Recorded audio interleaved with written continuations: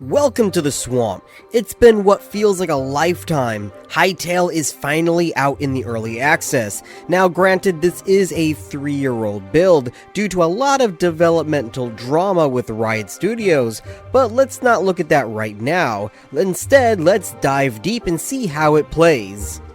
My name is Excalligator, and I review games using a category-based system built for survival, open world, and RPG titles.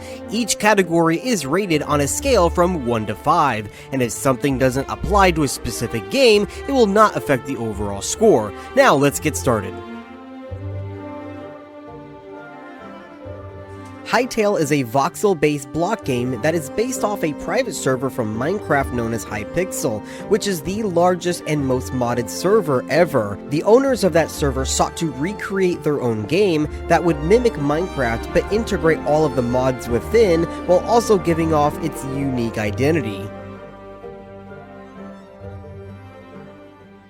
Already the first improvement from its predecessor, the character creator, it's built into the game itself. No more uploading JPEGs to a website to get your character. I expect to see many more options added in the future, but for now it's pretty expanse. You can even have elf ears, have every color in the rainbow for your skin color or your hair. You can even have clothing or lack of, and have all forms of facial characteristics like glasses. The only thing I would recommend the developers to do is have a character save status. That way I can save the skin I create and make others with an easy loadout switch between my saved characters. I'm sure that will eventually come. I'm gonna give this section a 5 out of 5 for the already extensive options you have, with an expectation for more in the future. Actually, wait a minute, hang on.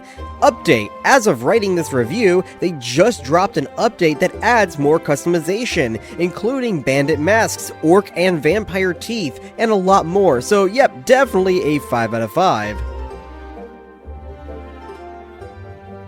Right now, there are two main game modes. You have Adventure Mode, which is the generic survival exploration mode, and you have Creative Mode.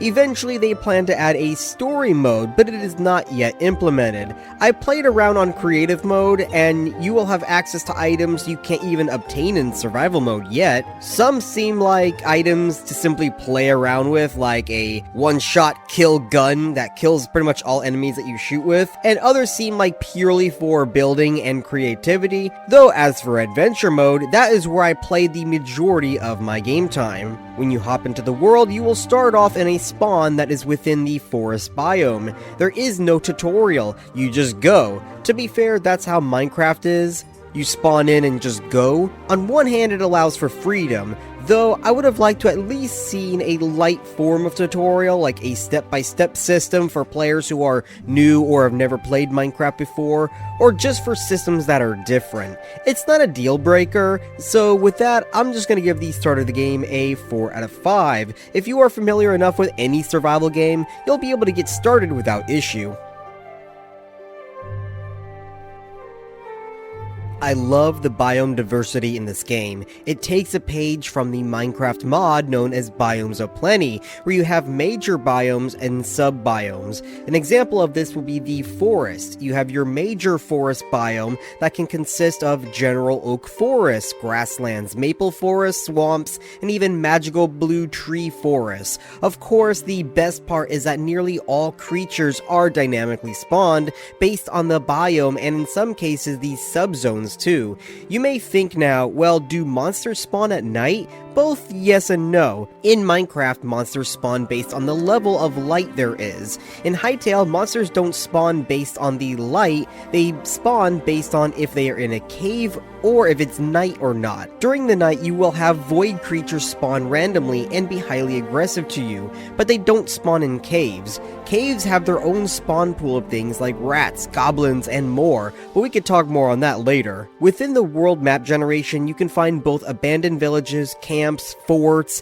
Each will have its own radius where certain creatures can spawn more regularly, though I've noticed at times some of these facilities might not have any spawns at all, while others have every single spawn you could ever think of. It's completely random. Now, I did see online that you can claim these locations to rebuild as your own if you clear out certain objects that belong to the factions, such as banners or totems. It will block the spawning, but I haven't tested that out myself just yet.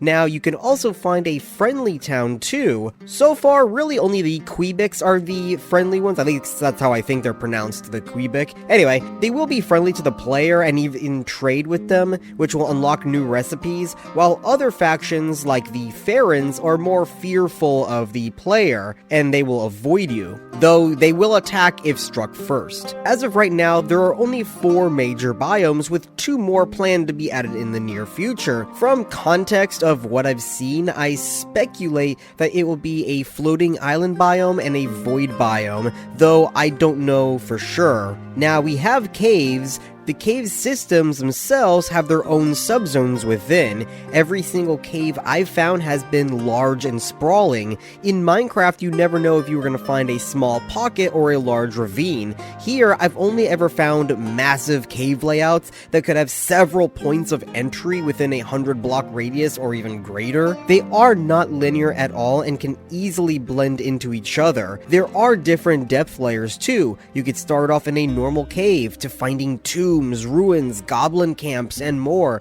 to delving deeper and deeper to find a fire biome, or even a humid jungle cavern with crystal-lit trees and dinosaurs. The caves are the best way to get resources, rather than the old-fashioned strip mining, and since monsters don't spawn based on light levels, you won't be mob-rushed constantly. You can have breathing room to explore for a good amount of time before coming across any enemies, though sometimes you can still find them in groups, so it can still be dangerous if you're not careful. While I'll talk about horses and other farm animals later, I will mention that right now there is no proper taming, so while you can ride the horses and rams to get around, they are not permanent companions, so you cannot rely on them for traversal in the world right now. The last thing is you can make teleporters which work almost exactly like Valheim's, where you name the portal and they link up. The difference is that they both don't have to be tuned to each other. You can have them be one way only, but change their path at any time. So you only need one teleporter to send you where you want, while all of the others can be linked back to the home one. They are also very easy to make once you do unlock them, so traversal is much easier about halfway through the game. Overall, I'm gonna give the exploration a 5 out of 5. While it is still unfinished in some places, as of right now, it is still in a very good place and can leave you exploring and finding new locations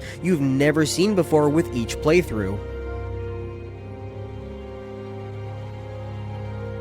Purely talking about the adventure mode in this section, you have a bit different level of survival versus Minecraft's. First of all, there is no food bar. You don't need to eat for survival. Food is optional, and only really for healing. Different levels of quality food will heal you for longer and for more points, obviously. Your progression is based off your gear, so the better quality you wear, the more health you will have and the more damage you will deal. This section isn't very large, as there's not really much to go off of the survival itself. It's more of an RPG adventure game with mild survival elements. Now, I am not gonna rate it negatively for that, but I will give this section a 4 out of 5, because I think it could be a bit more in-depth than it is. It actually feels a little bit empty, but the systems that do exist work well.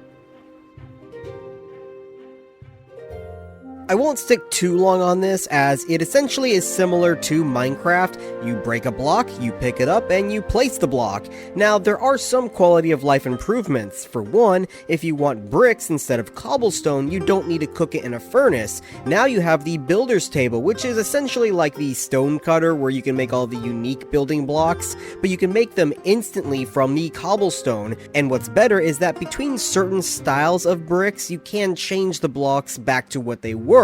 So the cobble and the regular stone you can interchange them, but once they switch to bricks, they cannot go back to the cobblestone, though between the bricks and the decorative blocks, you can switch between those. Of course, once you progress into the next step, they cannot revert back, so once you make stairs, that's it. I really wish you could revert them backwards. It would be nice so if you have extra, you can reutilize them. I'm sure that'll be a change later on. You now also have decoration benches to make unique things that are not just blocks, like benches, beds, decorate chests, and lanterns. There are also now more proper roofing pieces, which look great. However, I will say that placing the roof pieces are a pain in the ass. The snap points don't work most of the time, especially if you go higher in elevation with the roofing pieces. Items like banners don't work at all either. They refuse to place on the walls or on pillars, but you can place them on the ground for whatever reason. But then they don't really work well because they're banner items. Another thing that is a bit different is the wood type. So while stone blocks each have their own unique colors and designs, wood has types that they fit into, like hardwood, softwood, redwood, darkwood, and more. Each of these styles will correlate to a specific building type, so not every wood block is unique. The only wood block that cannot be made into building pieces so far that I've found is the azure ones. I also think that the crystal trees that you find in the dinosaur biome would make really cool crystal furniture, though right now it currently is just camphor wood, so it doesn't really do anything unique. Now with the crafting, you don't have to place items in certain patterns anymore. So long as you have the items needed, you can click the crafting recipe and make it. There are different workstations for each type of crafting item. The regular workbench is more for survival and gathering, the armor bench, you have the weapons bench, and you also have alchemist benches and more. You can make potions, you can make magical items, staves, teleporters. The various crafting benches can also pull resources from nearby chests, which is a godsend. The only thing is I wish it had a bit larger range, as some benches in the same building may be a bit too far away for the chests. For now, it's best to have one centralized crafting room instead of specialized rooms like I had. Farming seems straightforward. It doesn't seem that you need to water the crops, as I tested it with no water source and the crops grew just fine. While I can find some crop seeds in the world, the best way to get seeds is to spend a currency called Essence of Life to buy the seeds in your farming bench. You plant the seeds, wait till they grow, and then harvest them, which award you more essence points. Eventually you can spend your crops and essence to make eternal crops, which makes it so once you plant it, you never have to replant it. They will grow again after you harvest, so it gives you a little bit of permanence. As I said before, there is no functional taming system just yet. Horses and cows, sheep will run away from you and even kick you if you are near them. Baby animals don't seem to grow up yet and will remain as such. You can still milk cows and shear sheep, but it's more tricky to do so. The item that you use to lure them doesn't seem to work most of the time, and if you do lure them, they will lose interest fast. The only thing was I was able to really make a chicken farm, and I stole a chicken coop from a Quebec village, I made a pen, and then I used a capture crate to gather the chickens and place them in the pen. Every few days, eggs will spawn in the coop for you to loot, so that's really the only thing I can do in terms of the animals. Overall, I'm going to give this section a 3.5 out of 5. While it has potential to be amazing, there are a lot of systems that are just either broken or not yet implemented, which led to a lot of the frustration I had so far with this game, whether it's the roofing system or the taming. The PvE is not much when compared to other games, but it's still a hell of a lot better than Minecraft's. You have the option to swing or block with different weapons, which have different speed stats and power pulls, but the enemies will try to trick you at times. Humanoid NPCs will back away from your attacks, they'll even block and strike when they think they have you. Creatures can cause static effects like poison, and stronger enemies have the ability to shield break you, leaving you defenseless for a short period of time. Right now, there are no big bosses that I found in the game, but of course that will soon change. What I have found could be considered wandering mini-bosses, from large skeletal warlords to golems and even giant outlander Viking dudes. While they can be easily dealt with the right combat skill and gear, they are still a little bit more challenging than the regular mobs that you would find in the world, but nothing nearly as terrible or fearsome as the toads. The toads are the bane of my existence. They will hit the hardest of any creature in the game, and if you try to run, their tongue will yoink you back to them for another attack. What's worse is if you have multiple of them in the same area, they can fling you around between them and cause you to easily land in places like pools of lava. I hate them so much. They are the worst enemy in the game by far. Either way, the combat is functional and fun with different combat styles. I love the crossbow, for an example, with its rapid fire system. The magic system still needs a bit of work and is expensive to maintain with the amount of essence you need to fire a ice spell or a fire spell, but the ranged and melee combats are pretty good. I'm gonna give this section a 4.5 out of 5. Alright, here's a hot take for you. I hate the music of Minecraft. It is the only game ever I have played that I actively mute the music. I do not like that slow piano chord music. It just annoys the hell out of me. Some people say it's calming. It actually makes me anxious.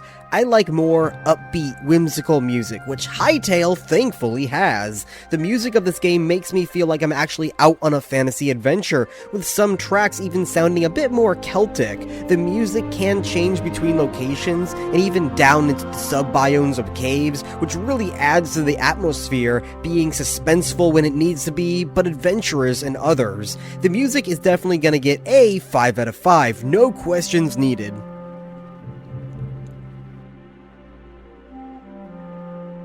I'm not going to rate the story section just yet because the story mode is not yet implemented. I just needed to let you know that eventually it will be its own mode to play through once it is, so that will be a future update we can all look forward to.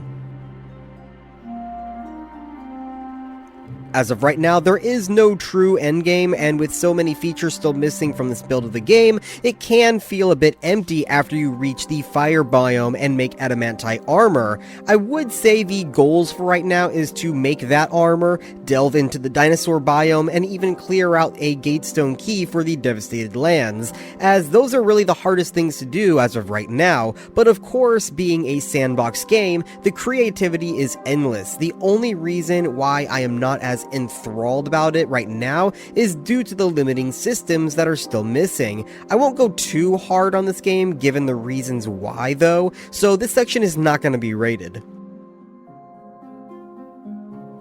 Off the bat, modding is going to get a 5 out of 5. Mods of these kinds of games are from a dedicated fan base, and they are the pillar of the community and the lifeblood of any sandbox games. People were making mods before the game even came out. That's how passionate these people are, and I no doubt expect some really great mods to come in the future. So this is the tricky part. The TLDR is that Hypixel, which is the largest server in Minecraft, took ideas from the many mods on their server to develop their own game, which essentially is Minecraft 2. Now, they got pretty far into development before a publisher known as Riot, the same people with League of Legends, bought them out. However, many issues then formed, and rumors say that they wanted to change the whole coding script and engine of the game, which caused a restart of the development. More rumors stated that they wanted to add microtransactions and so much more that it was not worth it to Riot, and destroyed it with their own hands by throwing it away like trash.